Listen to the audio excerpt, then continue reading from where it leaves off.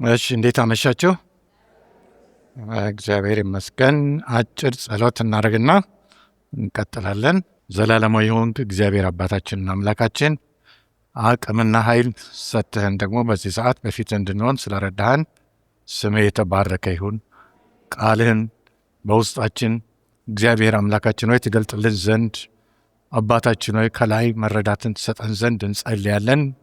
በምንሰማውም ቃል መኖር መጽናት እንድንችል አግዘን። ክብር ምስጋና ላንተ ይሁን በጌታ በኢየሱስ ክርስቶስ ስም አሜን። ከአንድ እስከ 14 ነው ያለው። ጠቅላላውን እናነብና ወደ ውስጥ እንገባለን።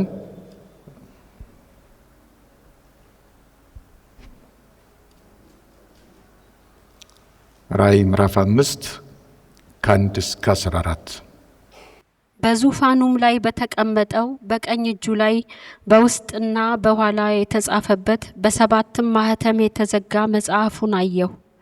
ብርቱ መልአክም መጽሐፉን ይዘረጋ ዘንድ ማኅተሞቹንም ይፈታ ዘንድ የሚገባው ማን ነው ብሎ በታላቅ ድምፅ ሲያውጅ አየሁ። በሰማይም ቢሆን በምድርም ላይ ቢሆን ከምድርም በታች ቢሆን መጽሐፉን ሊዘረጋ ወይም ሊመለከተው ማንም አልተቻለውም። መጽሐፉን ሊዘረጋ ወይም ሊመለከተው የሚገባው ማንም ስላልተገኘ እጅግ አለቀስኩ። ከሽማግሌዎችም አንዱ አታልቅስ፣ እነሆ ከይሁዳ ነገድ የሆነው አንበሳ እርሱም የዳዊት ሥር መጽሐፉን ይዘረጋ ዘንድ ሰባቱንም ማኅተም ይፈታ ዘንድ ድል ነስቷል አለኝ።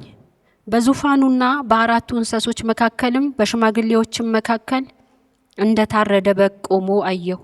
ሰባትም ቀንዶችና 7 ዓይኖች ነበሩት። እነርሱም ወደ ምድር ሁሉ የተላኩ የእግዚአብሔር መናፍስት ናቸው። መጥቶም በዙፋን ላይ ከተቀመጠ ከዚያ ከቀኝ እጁ መጽሐፉን ወሰደው።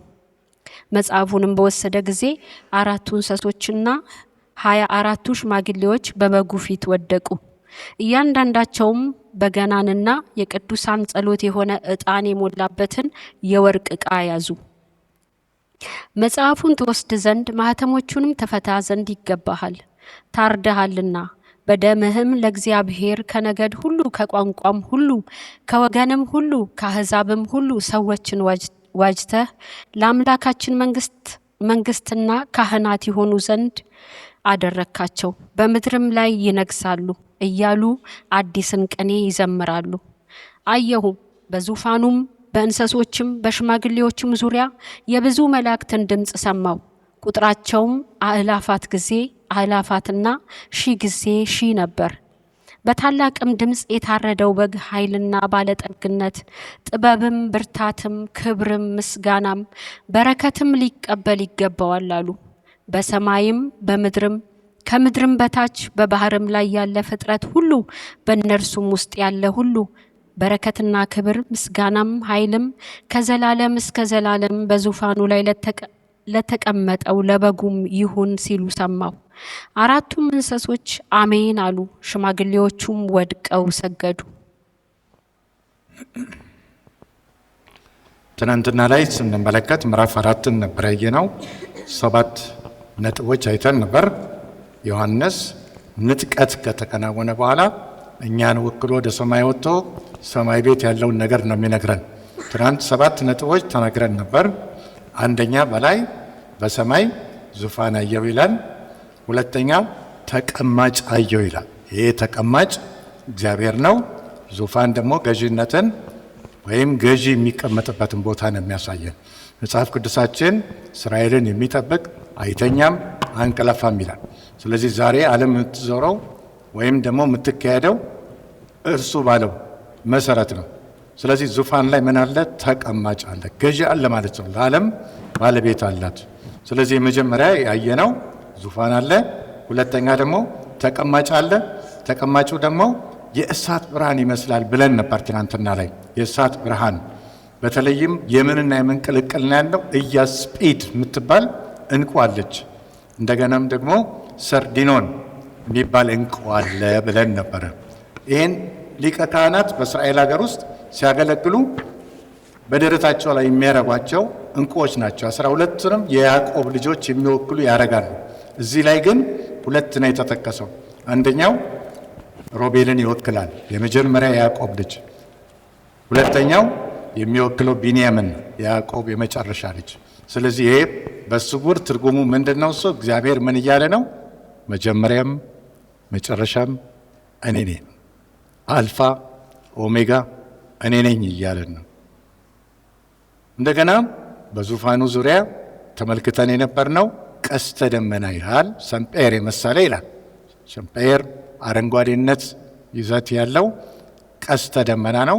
ይህም ደግሞ እግዚአብሔር ቃል ኪዳን ተስፋ ቃሎቹን እንደሚፈጽም እግዚአብሔር ያስቀመጠው ነው። ቀስተ ደመናው የዘላለም ሕይወት እንዳለን ዛሬ በምድር ላይ አለን፣ ግን በላይ ደግሞ በእግዚአብሔር ፊት የምንቀርብበት ወቅትና ጊዜ አለ ነው።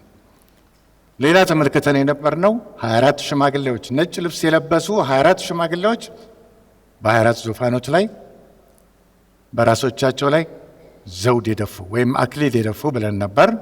እነዚህ ቤተ ክርስቲያንን ወክለው በሰማይ ያሉ ናቸው፣ እኛን ወክለው። ቀጥሎ ተመልክተን የነበርነው አንዱ 7 ቀንዶች 7 ዓይኖች የሚል ሀሳብ ነው። 7 መናፍስት፣ ይሄ መንፈስ ቅዱስን ለማለት ነው። ሁልጊዜ ጌታ ኢየሱስ ክርስቶስ ሲጠቀስ መንፈስ ቅዱስም አለ።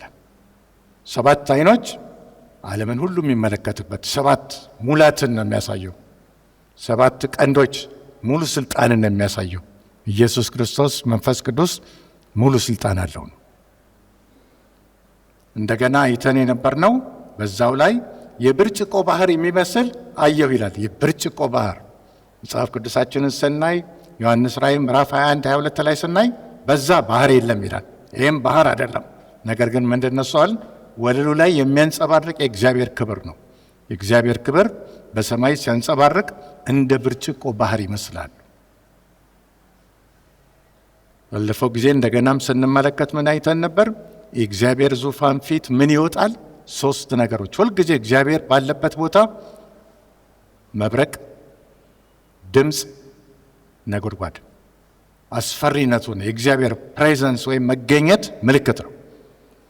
በኋላም እንመለከታለን። ነገ ጀምሮ ትንሽ ፈጠን ፈጠን እያልን እንሄዳለን፣ 2 ሳምንት ብቻ ስለቀረ። እዛ ላይ ምንድነው ያየ ነው?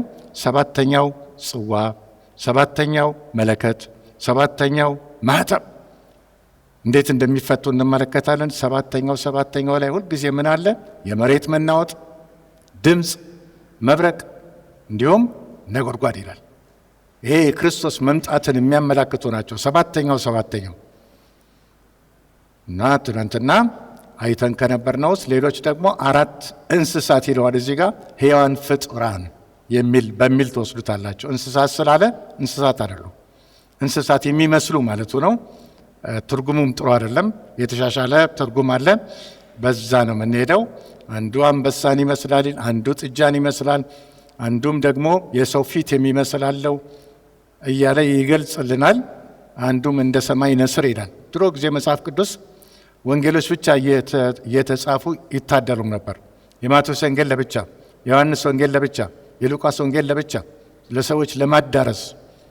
የዛን ጊዜ አንዳንዶች ሰዎች እነዚህን እንደ እግዚአብሔር ባህሪ አድርገው ይጠቀሙባቸው ነበር። ለምሳሌ ስንመለከት ሉቃስ ላይ የሰው ልጅነቱን በጣም ያወራል። ስለዚህ የሰው ልጅ የሚለውን በምን ወስደውታል? እንደ ሰው ፊት የሚለውን አድርገውበታል። እና ለተለያዩ ጥጃ የሚለውን አገልጋይ ነው ኢየሱስ ክርስቶስ በሚል አስቀምጠዋቸዋል። 4ቱንም ወንጌላውያን በዛ ውስጥ በመክተት ማለት ነው። ስለዚህ እነዚህ 4 እንስሳት ያላቸው ወይም ሕያዋን ፍጡራን ዓይኖች ሞልተውባቸው ነበር ይላል። በፊትና በኋላ ምኖች ናቸዋል? ኪሩቤሎች። በእግዚአብሔር ዙፋን ፊት ሁልጊዜ የሚያገለግሉ ሱራፌልና ኪሩቤል አሉ። ጊዜ ብዙ ስለሌለ ነው እንጂ ሕዝቅኤል ውስጥም ገብተን ማየት ይቻላል። ግን 4 ኪሩቤሎች በዛ በሰማይ ታዩ ይላል። እነዚህም ምን ያደርጋሉ? ቅዱስ ቅዱስ ቅዱስ እያሉ እግዚአብሔርን ያመልካሉ። የነበረው ያለው የሚመጣውም ይላሉ። ኃላፊ አሁን ወደፊት። ይሄ በእንግሊዝኛ እግዚአብሔር ታይም ዳይሜንሽን የለውም፣ ወሰን የለውም። እግዚአብሔር ስፔስ አይወስነውም። እግዚአብሔር ኢትዮጵያ ብቻ አይቀመጥም። ሁሉንም እንደውም ከኛ ምድር አልፎ ዓለም ውስጥ በጣም በብዙ ሚሊዮን የሚቆጠሩ ፕላኔቶች አሉ። በነዛ ውስጥ ሁሉ አይዶቹ ያሉ፣ በነዛ ውስጥ ሁሉ መገኘቱ አሉ። ሽማግሌዎችም ምን አረጉ? አራቱ ሕያዋን ፍጡራን ወድቀው ወይም ደግሞ ለእግዚአብሔር ክብር ሲሰጡ 24ቱ ሽማግሌዎችም ተነስተው ወደቁ ይላል። አክሊላቸውን በእግዚአብሔር ፊት ጣሉ። ምን በሚል ነው? አይገባንም፣ ክብሩን አንተ ውሰደው ክብሩን። አክሊሉ አይገባንም፣ ካንተ የተነሳ ነው እንጂ አይገባንም ነው።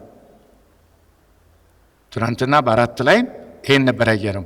ዛሬም በ5 ላይ የምንመለከተው ተመሳሳይ ነገር ነው። ተመሳሳይ ነገር አለ። ምንድነው እሱ? አምልኮ አለ። በ4 እና በ5 ምዕራፍ ላይ 5 አምልኮዎች አሉ። ምዕራፍ 4 ላይ ለእግዚአብሔር አብ ነው። እዚህ ላይ ምስጋና የሰጡት ለእግዚአብሔር አብ። ስንት ምስጋና አለ? 2። አንደኛው በ4ቱ ሕያዋን ፍጡራን፣ ሁለተኛው በ24ቱ ሽማግሌዎች። ምዕራፍ 5 ላይ ስንመለከት 2 አለ። ለእግዚአብሔር ወልድ ምንድነው እሱ የሚለው? ዙፋን ላይ የተቀመጠ ነበር ይላል። ያ በቀኝ እጁ መጽሐፍ ይዞ ነበር ይላል። ይሄ በቀኝ እጁ የያዘው መጽሐፍ የእግዚአብሔር ፕሮግራም ነው። እንግዲህ ይሄ መጽሐፍ በተጻፈበት ጊዜ እኛ የለንም፣ የዛን ጊዜ አልታሰብንም። ወላጆቻችን ዘመዶቻችን የሉ። 96 ዓመተ ምህረት አካባቢ ያኔ የወጣ ነገር ነበር እግዚአብሔር ፕሮግራም ያደረገው። ዛሬ ፕሮግራም እንደምናደርግ ያቅ ነበረ። ዛሬ በዚች ቤተ ክርስቲያን ውስጥ እንደምንሰበሰብ ያቅ ነበር። ያን በመጽሐፍ ውስጥ ጽፎታል እግዚአብሔር። መጽሐፉ ምን ሆኗል? ታትሟል። ማህተብ አለው 7። ማንም ሊከፍተው አይችልም። ባለስልጣን ነው የዘጋው፣ ባለስልጣኑ እግዚአብሔር። ስለዚህ እግዚአብሔር ምን ጥያቄ ያቀረበ? ማን ነው እሱ ይህን መጽሐፍ ሊከፍተው የሚገባው? እኔን ወክሎ ነው። ተፈለገ ይላል። መራም ብርቱ መልአክ ጮኸ። የት ነው? ድምፁ ሲኦል ተሰማ። ሌሎችም ቦታዎች ላይ፣ ሌሎች ፕላኔቶች፣ ሌሎች ሶላር ሲስተሞች ሁሉ ላይ ተሰማ። ግን መጽሐፉን ለመክፈት ቀርቶ ለመመልከት የሚገባው የለም ይላል። አልነበረም። ስለዚህም ዮሐንስ አለቀስኩ ይላል። ያለቀሰበት ምክንያት መጽሐፉን ሊከፍት የሚችል የለም። ስለዚህ የዘላለም ሕይወትም ላናገኝ ነው፣ መጪው ዘመንንም ላናይ ነው፣ የሺው ዓመትንም ላናይ ነው። በክርስቶስ ደም የተዋጀን ሰዎች የዘላለም ኢየሩሳሌም ላይ መሄድ ላንችል ነው። ቀጥሎ ግን ከሽማግሌዎች አንዱ ይላል ምን ያደረገ ይላል? ይሄም መጽሐፍ ይከፍት ዘንድ ወይም ይዘረጋ ዘንድ ማተሞቹንም ይፈታ ዘንድ ድል የነሳ ሰው አለ ይለዋል። ያ ማን ነው ሰው? ጌታ ኢየሱስ ክርስቶስ ምን ይለዋል? የይሁዳ አንበሳ ይለዋል። የይሁዳ አንበሳ ሲለው እንደገናም ደግሞ የዳዊት ስር ይለዋል። የዳዊት ስር ሰው የሆነ ስለኛ ለማለት ነው። የዳዊት ስር። ዮሐንስ ቀጥሎ ሲመለከት ምንድነው እሱ ያየው? ሲነገረው አንበሳ ነው። የይሁዳ አንበሳ ተብሎ ነው የተነገረው። ግን አይኑን ሲመለከት ምን አየ? እንደ በግ የታረደ ይላል። እንደ በግ ታርዶ አየሁት ይላል። በግ ክርስቶስ አንበሳም ነው በግም ነው። ስለ ኃጢአታችን የተሰዋ ነው ለማለት ነው። ስለዚህም ምን ሆነ? መጽሐፉን ሲወስዱ ምስጋና ቀረቡ። ምስጋና የሚያቀርቡት ምኖች ናቸው? እዚህም ላይ ቀደም ሲል ያየናቸው ናቸው። እነሱ ማን ናቸው? አንደኛ ኪሩቤሎች ምስጋና ማቅረብ ጀመሩ። ቀጥሎም ሽማግሌዎች 24 ሽማግሌዎች ቤተ ክርስቲያን እኛን የወከሉ ምስጋና ማቅረብ ጀመሩ ይላል። ምንድነው እሱ? ታርዳሃልና። አሁንም ይሄ ቀራኒው ላይ የተከፈለልን ዕዳ በሰማይም ማዕከላዊ ነው። ሰማይም ላይ ይታያል። እኛ የሚገባን ሰዎች አይደለንም መንግሥተ ሰማያት መግባት የሚገባን ሰዎች። በተለይ እኛ አሕዛቦች ነን፣ ከእግዚአብሔር ሕዝብ ውጭ ነን። በመላእክት በሰው የተጠላ አሕዛቦች አይፈለጉም። በአይሁዶች ራሳቸውን ጻድቅ ነው የሚያደርጉት። ስለዚህ አይፈለጉም። ስለዚህ ወደ እናንተ እምነት ገብተናል እንኳን ቢባል ምን ይደረጋል? የዛን ጊዜ የጥል ግድግዳም ይባላል። ቤተ መቅደስ ውስጥ አልፎ መሄድ አይቻልም። ለአሕዛብ ለብቻ ልዩነት ነበር። አሁን ግን በጌታ በኢየሱስ ክርስቶስ ደም እኩልነት አገኘን። እኩልነት ክርስቲያኖች አግኝተናል። በበጉ ደም የታጠቡ ለማለት ኢየሱስ ክርስቶስ ደሙን ያፈሰሰልን ወይም ደግሞ ደሙን እንዲያፈስልን ምን ይፈለግ ነበር? ከእግዚአብሔር አብ ቅዱስ መዓዛ ይፈለጋል። ንጹሕ የሆነ ድሮ አራዊቶች ነበሩ የሚገደሉት፣ ወይም ከብቶች፣ ፍየሎች፣ በጎች ይገደሉ ነበር፣ ወይፈኖች። በእነሱ ደም ኃጢአት ይሸፈን ነበር። ይሄ ግን እግዚአብሔርን አላረካውም። አይነጹም። በየጊዜው መስዋዕት ማቅረብ አለባቸው ሰዎች። ካህኖቹም እየፈሩ ነበር የሚያገለግሉት። ወደ ቅድስተ ቅዱሳን ሲገቡ እዛው ሊሞቱ ስለሚችሉ ገመድ እግራቸው ላይ ይታሰራል፣ ከሞቱ ይጎተታሉ ከውጭ። አሁን ግን በዚህ በአዲስ ኪዳን ምን አገኘን? አዲስ ሊቀ ካህን። ሊቀ ካህን ሊሆን የቻለው ኢየሱስ ክርስቶስ ምንድን ነው? እሱ አንደኛ ሰውን ከኃጢአቱ ለማንጻት ምን ያስፈልጋል? የስጋ ዝምድና እንደኛ ሰው መሆን አለበት። ሁለተኛ ፍቃደኛ ሆነ ወደ መሬት ማምጣት አለበት። ሶስተኛ ቅዱስ ደም ያስፈልግ ነበር። ስለዚህ ሶስቱንም ክራይቴሪያ ያሟላ ጌታ ኢየሱስ ክርስቶስ ሆነ። ስለዚህ ወደ መሬት መጣ፣ ዘመዳችን ሆነ፣ ስጋ ለበሰ። ስለዚህም ፍቃደኛ ሆኖ ወደ መሬት መጣ። ቅዱስ ስለነበረ ደሙ መዓዛ ሆነ ለአብ። ከዛ የተነሳ ኢየሱስ ክርስቶስ ደም ባለፈው ጊዜ ላይ ስንጠቀም ቃል ማስተር ኪ ብለን ነበር። ማስተር ኪ ማንኛውንም ነገር የሚከፍት ነው። ሰዎች ዛሬ የተለያዩ ማስተር ኪዎች ይፈልጋሉ። ከውጭ የመጡ ፈረንጆች፣ አረቦች ምኖች ይፈልጋሉ። የለም፣ ትክክለኛው መለኮታዊ የሆነው ክርስቶስ እግዚአብሔርን ከሰው ጋር አናነጻጽርም፣ ከቅዱሳን ጋር አይነጻጽርም፣ ፈጣሪን ከተፈጣሪ ጋር አናነጻጽርም።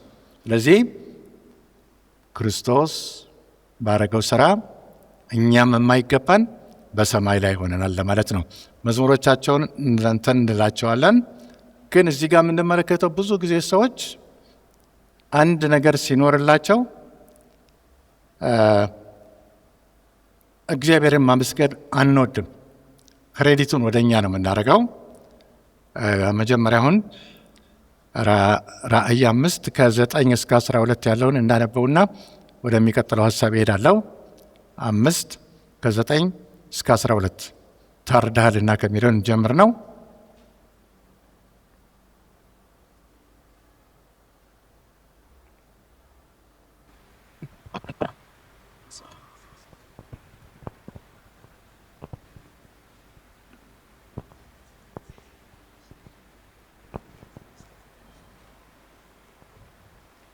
ከ9 እስከ ስንት?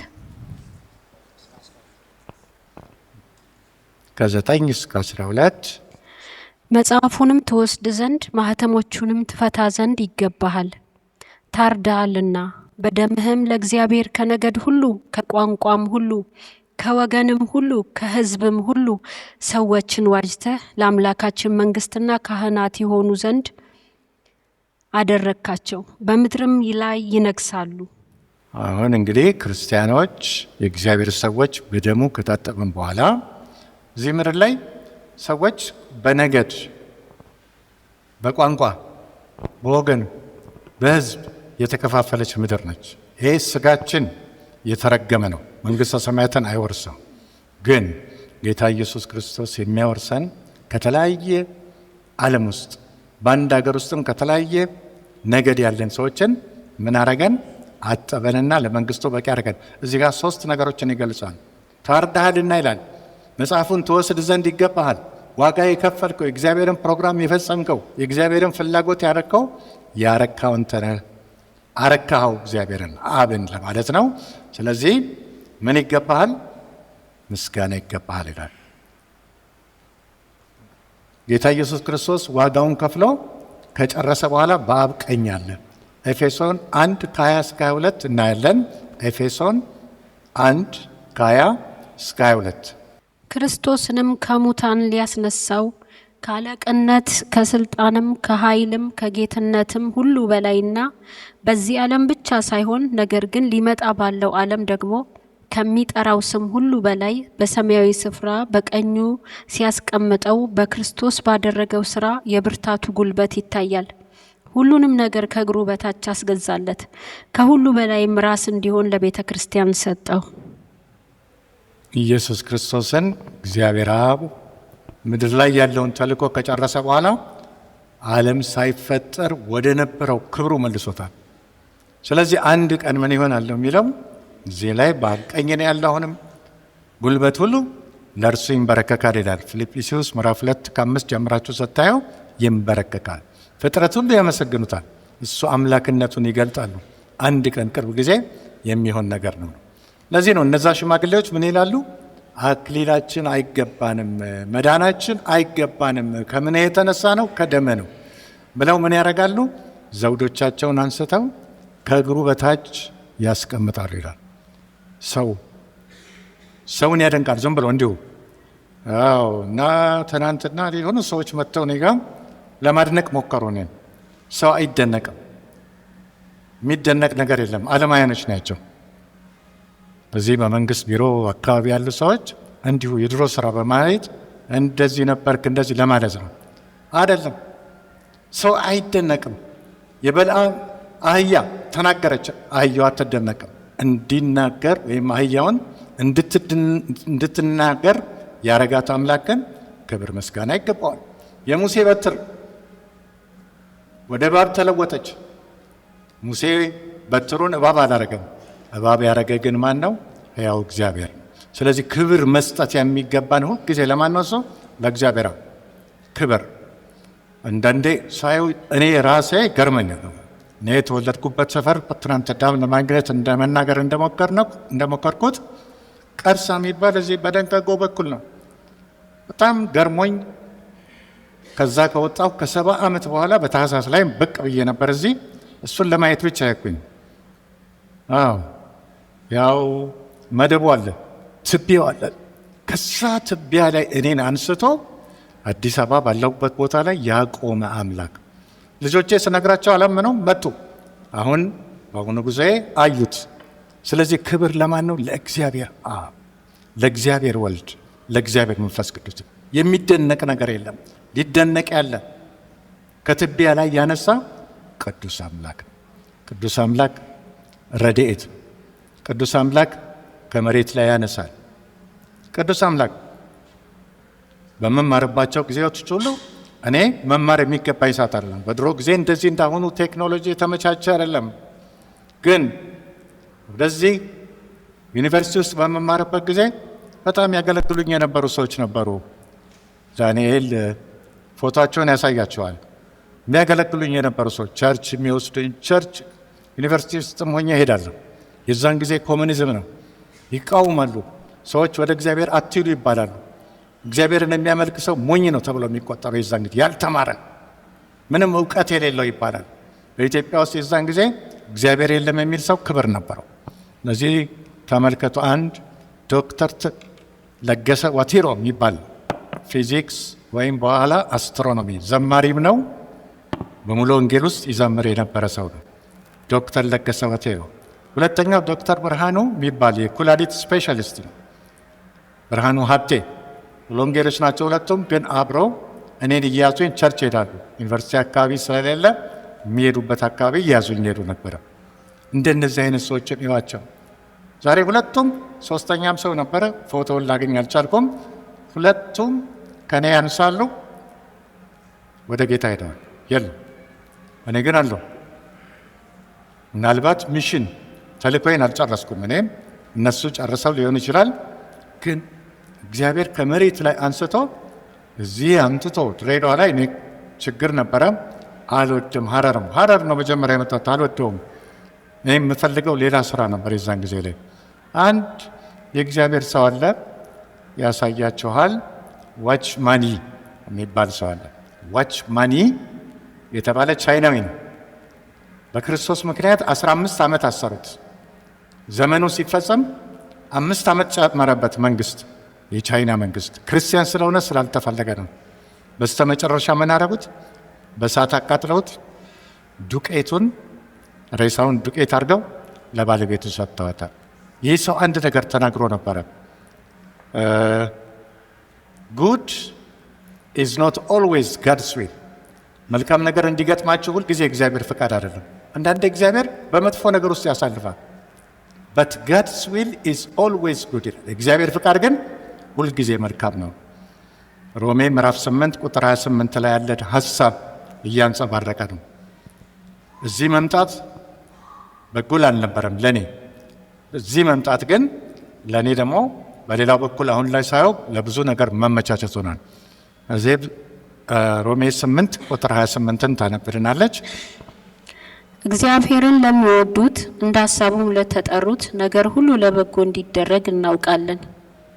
እግዚአብሔርን ለሚወዱ ይላል፣ እንደ ሐሳቡም ለተጠሩ እግዚአብሔር ለሚያስብላቸው ሰዎች ነገር ሁሉ ለበጎ ይሆናል ይላል። በጎ ያልመሰለው ነገር በጎ ሆነ።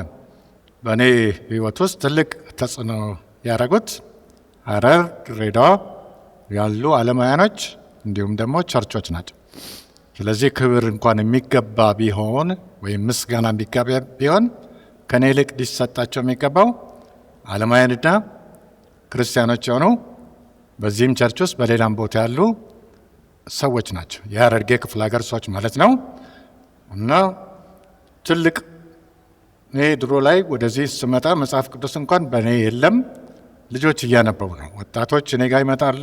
ኳየር ውስጥም ዛሬ ያሉ ልጆች፣ ሌሎችም መጽሐፍ ቅዱስን እያነበቡልኝ አሁን ላለሁበት ነገር ያበቁኝ እነሱ ናቸው። ስለዚህ ከቀርሳ ምድር መልካም ይወጣልን ነው የምለው። ቀርሳ የሚባል ቦታ የድግምት ቦታ፣ የመተት ቦታ ነበር ድሮ።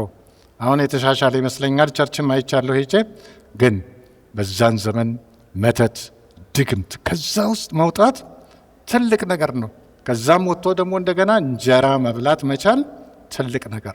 ከእንጀራ መብላት ደግሞ አልፎ የዘላለም ሕይወት ማግኘት ክርስቶስን አግኝቶ ትልቅ ነገር ነው። እንደገናም ደግሞ ተጨማሪ መድረክ ላይ ቆሞ የእግዚአብሔርን ቃል መናገር የማይገባው ሰው ከትቢያ ውስጥ የወጣ የማይገባው ነገር ነው።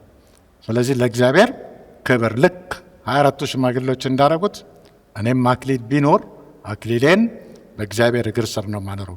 አንድ ሰው አለ መጀመሪያ ከ12 እስከ 15 ያለውን ከ12 እስከ 14 ያለውን እዩት። እዚህ ጋር ከ12 እስከ 14 ራእይ 5 ከ12 እስከ 14 ያለውን በንባብ እንሰማውና ማብራራቸው ነገሮች አሉኝ። በታላቅም ድምፅ የታረደው በግ ኃይልና ባለጠግነት፣ ጥበብም፣ ብርታትም፣ ክብርም፣ ምስጋናም በረከትም ሊቀበል ይገባዋል አሉ። በሰማይና በምድርም ከምድርም በታች በባህርም ላይ ያለ ፍጥረት ሁሉ በእነርሱም ውስጥ ያለ ሁሉ በረከትና ክብር ምስጋናም ኃይልም ከዘላለም እስከ ዘላለም በዙፋኑ ላይ ለተቀመጠው ለበጉም ይሁን ሲሉ ሰማሁ። አራቱም እንስሶች አሜን አሉ። ሽማግሌዎችም ወድቀው ሰገዱ። ኢየሱስ ክርስቶስን ቅድም ስንመለከት መጀመሪያው ላይ ቆመዋል ብለን ነበር። ምዕራፍ 4 ላይ 2 አምልኮዎች ለእግዚአብሔር አብ፣ ምዕራፍ 5 ላይ 2 አምልኮዎች ለጌታ ለኢየሱስ ክርስቶስ የቀረቡት፣ ከ12 እስከ 14 ባለው ላይ 5ኛ አምልኮ ነው። አምልኮው ግን ለእግዚአብሔር አብም ለእግዚአብሔር ወልድም ነው። ስለዚህ አምልኮ ስንሰጥ ስላሴያዊ መሆን ይኖርበታል። አምልኮ ደግሞ መዋጀቱን የሚያከብር የሚያደንቅ ክርስቶስን የሚያጎላ መሆን አለበት።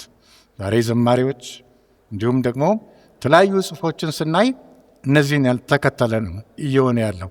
ስለዚህ ፍጥረት ሁሉ ይላል እዚህ ጋር ተመልከቱ።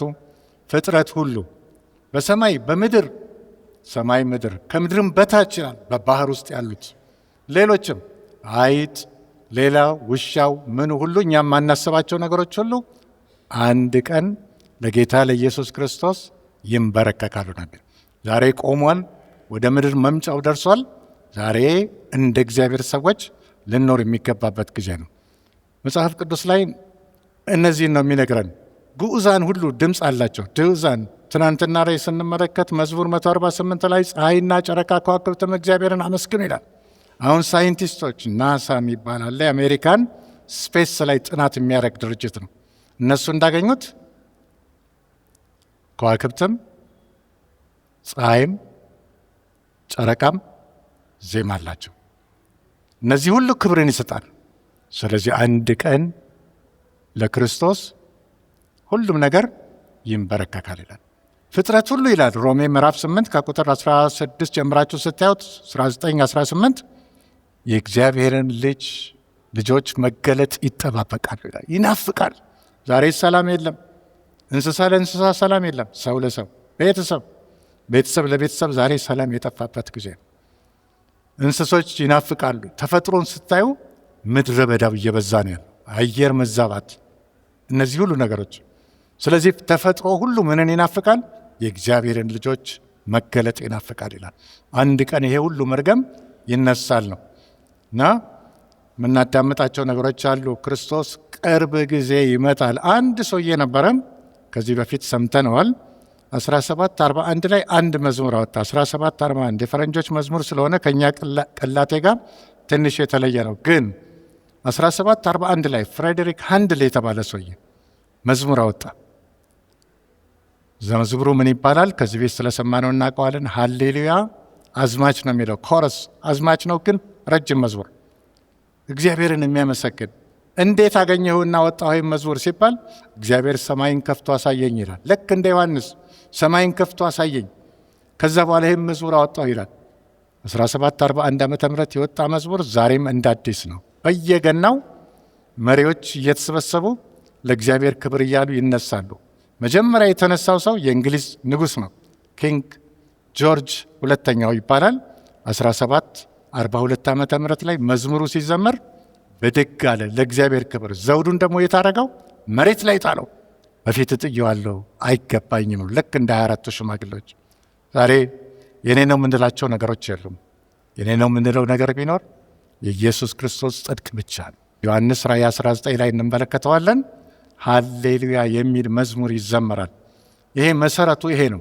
ይሄ 1741 ላይ ፍሬዴሪክ ሃንድል የተባለው ሰውዬ ያወጣው መዝሙር ነው እና መጀመሪያም የምናየው አሁን ከዋክብቶች ሲዘምሩ ድምፅ ከስፔስ ላይ ተገኝቷል። ብዙ ድምፅ አሁን ናሳዎች እየተደነቁ ነው።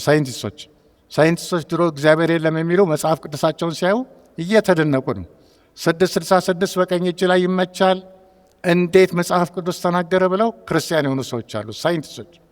ሳይንቲስቶች ዓለማያኖች በጣም የእግዚአብሔርን ነገር እየተቀበሉ ያሉበት ሰዓት ነው። በሌላም በኩል ሞትን እንቆጣጠራለን እያሉ ደግሞ የሚሄዱም ደግሞ አሉ። ስለዚህ ፍሬዴሪክ ሃንድል ያወጣው መዝሙር አሁን ካወጣው እንግዲህ 300 ዓመት በላይ ሆኖታል። ዛሬም እንደ አዲስ መዝሙር ይዘመራል። መጨረሻ ላይ እሱ ይዘመራል።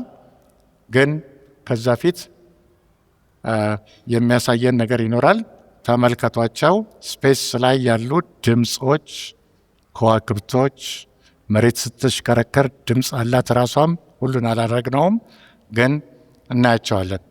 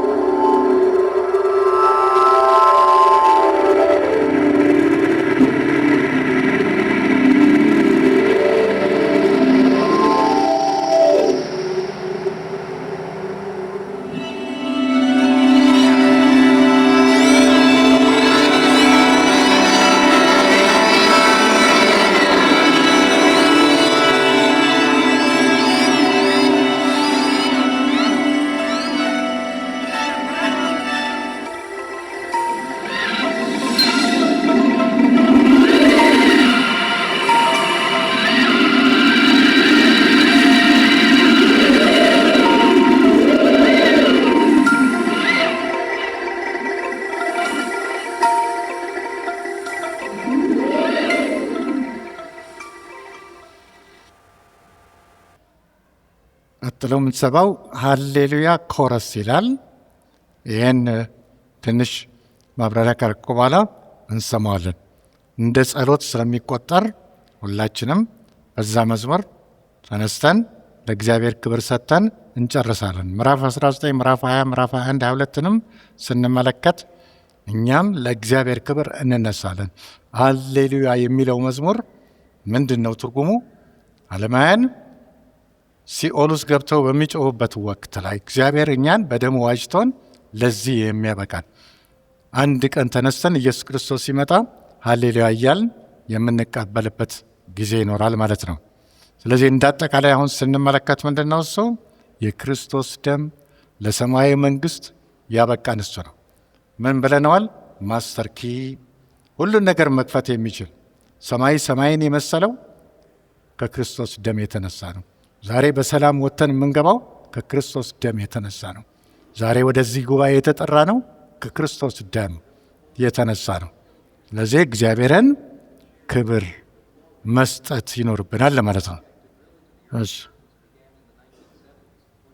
ይሄ አሁን የገሃነቡን እናየዋለን። ራሻዎች ናቸው። ራሻዎች ጋር እግዚአብሔር የለም ተብሎ ነው የሚታመነው። ሲቆፍሩ ግን ድንገት 1000 ዲግሪ ሴንቲግሬድ ሙቀት መጣ። ቀጥሎ ለተወሰነ ሴኮንዶች ድምፅ ለመቅዳት ቻሉ። ቀጥሎ ግን ማይክሮፎኑ ቀለጠ ከሙቀቱ የተነሳ። ስለዚህ ደንግጠው ገሃነም ደጆች ተገኙ ተብሎ ደንቀዋል። The Soviet Union drilled a hole more than 12 kilometers deep in Siberia, which shares borders with Norway and Finland. The project to drill into the Earth's surface began in the 1970s, when Soviet scientists wanted to learn more about the Earth's crust. Over 2 decades, they managed to dig more than 7.5 miles down into the Earth. The drill broke through into a cavity, and the scientists lowered some equipment to see what was down there. An extremely heat-tolerant microphone, along with other sensory equipment, were lowered into the well. The temperature was about 1,100 degrees centigrade, about 2,000 degrees Fahrenheit. But the real shocker was the disturbing sound that was recorded. They only got about 17 seconds of audio before the microphone melted, but it was 17 horrifying seconds of the screams of the damned. The screams of the hell.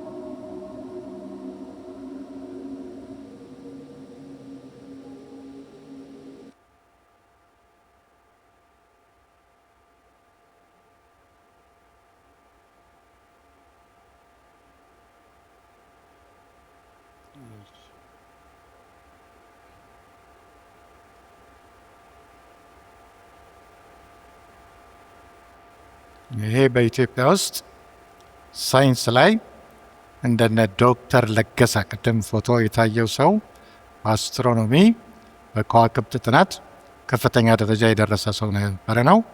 ግን የቤተ ክርስቲያን ሰው እግዚአብሔርንም በሳይንሱ ትምህርቱ ምክንያት ያልካደ ሰው ነው። ቅድም እንግዲህ እንዳየነው እውቀት ሁሉ ከእግዚአብሔር ዘንድ ነው የሚመጣው። ይሄ ለገሰ በተሮ ወንጌል ላይ ጥሩ ዘማሪም የነበረ ሰው ነው። እንግዲህ አሁን የቀረን ምንድነው? እሱ ፍጥረት ሁሉ ለእግዚአብሔር አብ ለእግዚአብሔር ወልድ ክብር ይሰጣሉ የሚለውን መዝሙር ሃሌሉያ ኮረስ በሚለው የሚሰማው ነው የቀረን። ይህን በምንሰማበት ወቅት ሁላችንም ከመቀመጫችን ተነስተናል። እግዚአብሔር እንግዲህ አንድ ቀን ደግሞ ለዚህ ያበቃናል። ክርስቶስ ሲመጣ ሁላችንም ቆመን ክብርን ምስጋናን የምንሰጥበት ጊዜ ነው። እኛ እንኳን ከእሱ ጋር አብረን ነው የምንመጣው አየር ግን ክብሩን ግን እዛም ላይ ሆነን የምንሰጥበት ነገር ነው ያለው። ይህ ሰው ቅድም እንዳልኩት ሰማይን እግዚአብሔር ከፍቶ አሳየኝ ይላል። ሰማይ ላይ እግዚአብሔር ከፍቶ አሳየኝ። ጥቅስም እዛው ጋር አለ፣ ተመልከቱት። አሁን ዝማሬውን ይሄ ሰው ከ300 ዓመት በፊት ያወጣውን እዚህ ላይ ከዚህም ቀደም ሲል የሰማነው ቢሆንም እንሰማና እንጨርሳለን።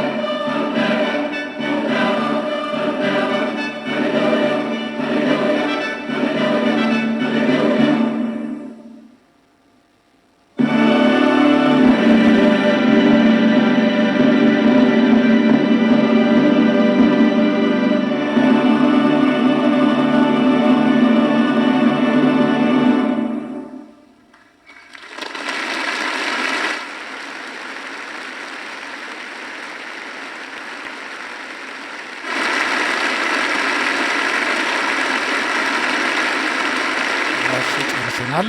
የዮሐንስ ራዕይ ምዕራፍ 6ን ነገ ላይ እንጀምራለን።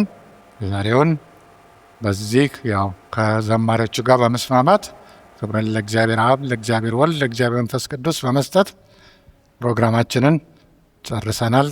ተባረኩ።